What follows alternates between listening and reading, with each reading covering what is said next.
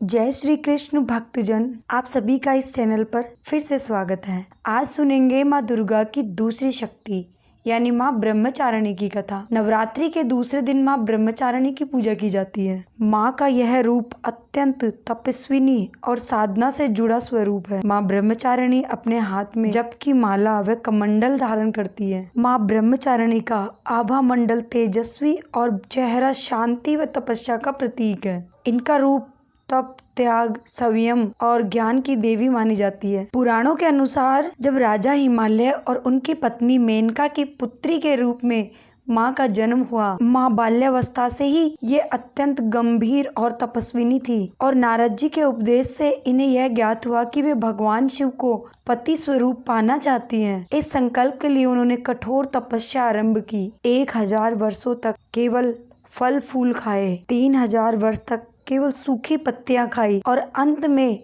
कई वर्षों तक केवल जल पर जीवित रही। इतना ही नहीं, इन्होंने कई हजार वर्षों के समय तक अन्न और जल त्याग कर के केवल वायु पर जीवित रहकर तप किया और इनकी कठोर तपस्या और अटल संकल्प से प्रसन्न होकर भगवान ब्रह्मा ने इन्हें वरदान दिया कि वे भगवान शिव की अर्धांगिनी बनेंगी और बाद में यही माँ पार्वती कहलाई। तो ये थी माँ ब्रह्मचारिणी की कथा। इन देवी की कथा का सार ये है कि जीवन के कठिन संघर्षों में भी हमें मन को विचलित नहीं होने देना चाहिए। माँ ब्रह्मचारिणी देवी की कृपा से सर्व सिद्धि प्राप्त होती है और दुर्गा पूजा के दूसरे दिन देवी के इस स्वरूप की पूजा की जाती है। माँ ब्रह्मचारिणी की पूजा सुबह स्नान कर स्वच्छ वस्त्र धारण कर करें।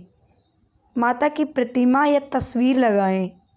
माँ को पीले या सफ़ेद रंग के फूल अर्पित करें। माँ ब्रह्मचारिणी को चीनी या मिश्री का भोग लगाएं। फिर धूप, दीप और कपूर जलाकर माँ की आरती करें। ओम देवी ब्रह्मचारिणे नमः का मंत्र जाप करें। जो भक्त श्रद्धा से माँ ब्रह्मचारिणी की पूजा करता है उसे असीम तप, बल और धैर्य की प्राप्ति होती है। उनके जीवन में कभी भी दुख और भय का वास नहीं होता।